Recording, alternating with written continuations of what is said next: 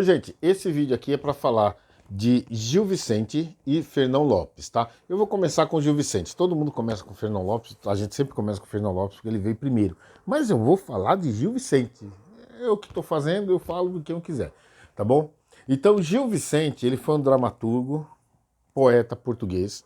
Ele é o maior representante da literatura portuguesa antes de Camões, tá? Quando chegar em Camões, aí vocês vão ver que não se fala em outra coisa.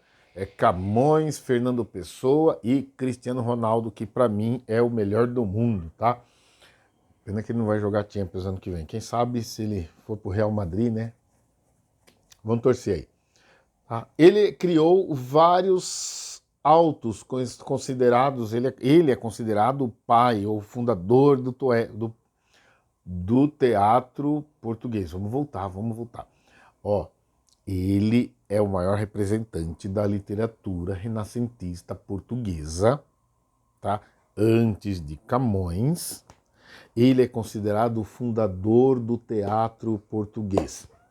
Agora ficou bom, né? Agora todo mundo entendeu, tá?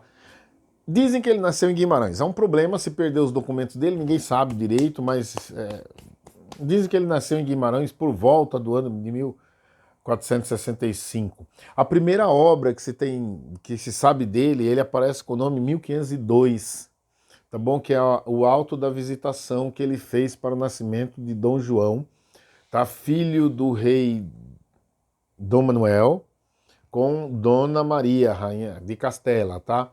Então, foi a primeira vez. Esse ato era com uma...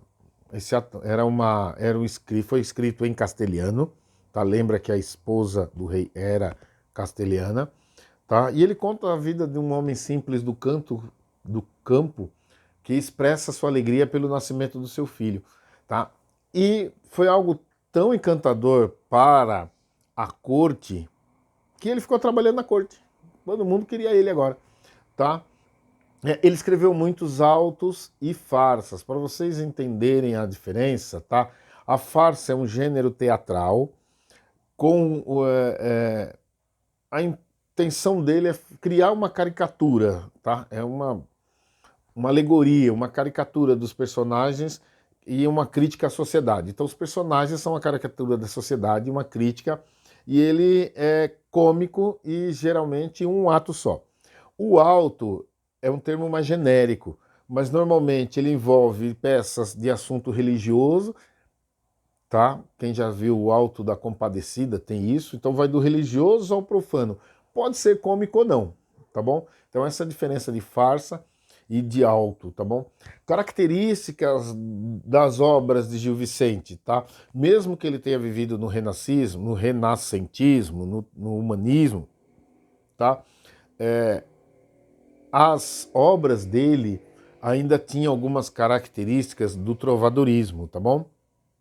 Seu teatro era primitivo, popular, e isso fazia com que as pessoas gostassem do jeito dele escrever, tá? Do jeito que ele fazia. Ele escreveu mais de 40 peças, algumas em espanhol e muitas em português, tá bom? O valor do teatro dele é incrível e precede muito a sátira, tá? Muito do teatro dele é sátira, tá bom? Ele tem algumas fases, é assim, nas fases ele sempre fazia algumas críticas. E ele assim, não era assim que criticava só a corte, criticava a nobreza, ele criticava todo mundo, tá bom? Ele criticava todos ali, o papa, o rei, o clero, a feiticeira, os feiticeiros, judeu, moça, agiota, parecia, ele criticava a sociedade em geral, e por ser às vezes cômica, e às vezes acontece isso, alguém às vezes critica a gente e dá risadas, a gente acha engraçado e deixa passar. A gente tem na farsa dos físicos a imperícia médica, tá? No Alto das Fadas, a prática das feitiçarias. Na crítica das farsas dos almocreves, a fanfarrice da nobreza, tá? O clérigo da beira é o comportamento do clérigo. Então você vê, ele criticava todos, ele não tinha... não fazia assim, não vou criticar porque é o rei, não vou criticar porque...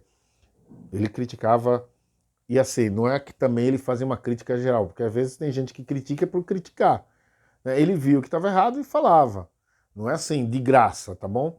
Algumas fases dele, tá bom? A primeira fase dele vai de 1502 a 1508 e tem influência espanhola, tá bom? Ele apresenta algumas peças que contêm conteúdo religioso, onde a mímica representa um papel importante. Então, uma peça com mímica. Então, você tem o Alto da Visitação, que foi o primeiro que ele fez, que também é chamado Monólogo do Vaqueiro, o Alto Pastoral Castelhano, o Alto de São Martinho, o Alto dos Reis Magros, tá? Isso é na primeira fase. A segunda fase dele vai de 1508 a 1516. Aí é uma sátira social. Apresenta uma visão da sociedade da época. Lembra que eu falo, a gente sempre tem que entender com a mente do pessoal da época. Possui uma linguagem ferina e adquire caráter pessoal nessa linguagem dele. A gente tem Quem Tem Farelos, isso é o nome, tá? A peça Quem Tem Farelos, O Alto da Índia, a farsa O Velho da Horta, que é muito interessante, tá? Um velho que se apaixona por uma moça nova, e a Exortação da Guerra. Tá? A terceira fase dele vai de 1516 a 1536. Aí ele fala 1936, eu falo, caramba, 1536. 1516 a 1536. Aí ele está no auge da sua maturidade intelectual. Quando a gente alcança essa maturidade intelectual, que eu acho que eu alcancei com 10 anos de idade, tá?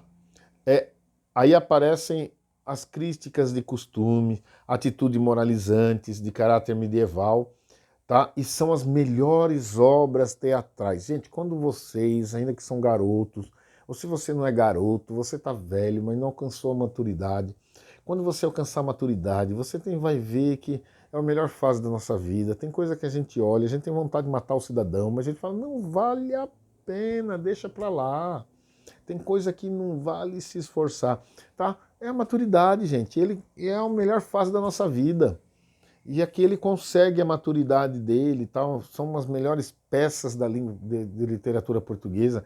Aí a gente tem Farsa de Inês Pereira, tá, uma mulher que queria ser rica, Alto da Beira, O Clérigo da Beira, Alto da Lusitana, que tem aquela fase de todo mundo, ninguém, todo mundo, ninguém, um negócio assim, tá? Comédia do Viúvo, a trilogia da Barça, então você tem o Alto da Barca da Barça, ó, que Barça, a Barça ainda tem? Tem, né? Sei lá se tem a Barça ainda. Barça britânica, só quem tinha dinheiro tinha Barça, antigamente. Da Barca, tá? A trilogia da Barca. Então você tem o Alto da Barca do Inferno, o Alto da Barca do Purgatório, o Alto da Barca da Glória, tá? E a Floresta dos Encantos. Esse era Gil Vicente, tá? O maior nome do teatro português, tá bom? Que conseguiu sua maturidade, escreveu maravilhosamente. Agora a gente vai falar de outro fantástico, que é Fernão Lopes. Vamos lá. Ou agora nós vamos falar, estava continuando, né? Fernão Lopes. Né? Fernão Lopes, ele possivelmente, nasceu em Portugal. Aí tem gente que fala, mas por que, professor, as datas não batem? Gente, se tem gente que perde o documento nos dias de hoje, não sabe o dia que nasceu, imagina naquela época. Então, possivelmente nasceu em Portugal, tá? Claro que nasceu em Portugal, claro que nasceu em Portugal. Vamos voltar. Possivelmente nasceu em Lisboa, tá? Possivelmente nasceu em Lisboa, por volta de 1380. Ele era de origem humilde, ninguém não se sabe como ele conseguiu a sua formação intelectual, como ele conseguiu as suas coisas, os seus estudos, tá? Mas sabe que em 1418 ele foi nomeado como o guarda-mor da Torre do Tombo. A Torre do Tombo é como se fosse uma biblioteca, a biblioteca do rei, a biblioteca pública, tá? Então ele ia cuidar do arquivo do rei de Lisboa. Em 1418, por isso que alguns dizem que o humanismo em Portugal começa em 1418, tá bom? Mas ele sempre foi preocupado com a verdade, como ele mesmo diz. E assim, Dom Duarte, tá? O rei lá, ele preocupado em manter as tradições, em passar a registrar as tradições do rei de Portugal. Então ele queria construir a memória régia de Portugal. Régia é real, tá? Memória real de Portugal. Então ele nomeou ele para cronista do rei também. Isso foi em 1434. Fernão Lopes foi ser cronista-mor do rei para começar a escrever as memórias do rei, porque o rei vai embora e tem que deixar alguma coisa, tá? Por conta disso, ele começou a receber por ano 14 mil réis. Sabe quanto é 14 mil réis por ano? Eu também não sei. Faça a mínima ideia, viu, gente? Olha que eu já tentei, mas não sei quanto significa isso, não. Eu sei que é muito dinheiro, mais do que eu tenho, tá bom? Então, ele começou, Fernão Lopes, Fernão Lopes, começou a escrever as crônicas. Ele escreveu em 1436 a crônica de Dom Pedro, a crônica de Dom Fernando, em 1443 a crônica de Dom João, a primeira e segunda parte, tá? E também conhecido como, para a maioria dos estudiosos, como a crônica de 1419, que é um conjunto de narrativas dos 7 primeiros reis de Portugal. O que há importante dele só escrever? Porque Fernão Lopes ele pensou o seguinte: a crônica, as histórias não pode ser escrito só por, vamos dizer assim, só por um lado da história. Ele queria saber tudo. Então ele pensava assim: o povo fez parte, o pessoal que lutou fez parte, o pessoal que estava vivo naquela época fez parte. Eu também eu tenho que saber disso tudo. Então as crônicas que ele escrevia, ele também foi ver a parte cultural, a parte do povo, a parte da economia. Então ele começou a escrever tudo o que passava e ele levava muito em consideração assim o escrito, não só o oral. Antigamente tinha muito esse negócio de valorizar o oral, né, de passar. Para ele não, o escrito era muito importante também. Então por isso que ele fazia as pesquisas, ele ia nas aldeias, ele ia falando com o povo e ali ele começava a escrever, ele via os interesses do lado humano, que era fato, o que não era fato, o que determinava, o que era evidente na história. E ao mesmo tempo que ele escrevia isso, ele não poupava crítica aos reis e nobres. Não era assim, vou escrever uma crítica, mas eu vou passar a mão, ou só. Não, ele fazia questão também de se tivesse alguma coisa para ser escrito e tivesse alguma coisa de errado, ele também ia escrever. Se tivesse alguma crítica, ele ia escrever, tá? Então, é por isso que diz que era considerável, os documentos deles eram muito verdadeiros, tá? Era um monumento à história de Portugal, tá? Ele era muito cuidadoso no que ele fazia. A visão dele era muito detalhista, tudo o que ele faz. A gente sabe que quem é detalhista tem hora que é um saco, né? Enche o saco. Mas a gente sabe que quem é detalhista, que é perfeccionista, deixa a coisa muito bem feita, né? Muito boa, muito mais fácil até de se achar. E ele era assim. E ele foi tido não só um historiador, porque a gente fala, então ele só juntou história. Não, ele foi um criador da alta prosa portuguesa, de uma das qualidades, das melhores qualidades da literatura. Fernão Lopes não é só para Portugal, não é? Ele também foi muito importante para a Idade Média, para a Europa na Idade Média, tá bom? Então, que ele conta lá em 1383, houve uma revolução, e ele conta essa revolução detalhadamente, leva o poder, que descreve como o poder da Casa de Aves chegou, Dom João I conseguiu o trono, né? Então, essa é importante. Por que Fernão Lopes é tão importante? Porque ele fez as coisas de modo diferente. Ele fez as coisas muito melhor do que era, ele fez as coisas da maneira correta, ele fez as coisas se preocupando com a verdade, tá? E a verdade não só do clero, do nobre, do rei, mas do povo.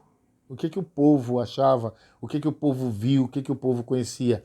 E isso tornou o nome dele famoso não só em Portugal, e em toda a Europa também. Ele permaneceu como cronista oficial até 1448, quando o rei Dom Afonso V, tá, nomeou outro para o lugar dele. Mas dizem que ele continuou lá como guarda da tombe até a tombe, não, da guarda da guarda-mor da Torre do Tombo, guarda-mor da Torre do Tombo, até 1454 e possivelmente, como eu digo, possivelmente, ele faleceu no ano de 1460, tá bom?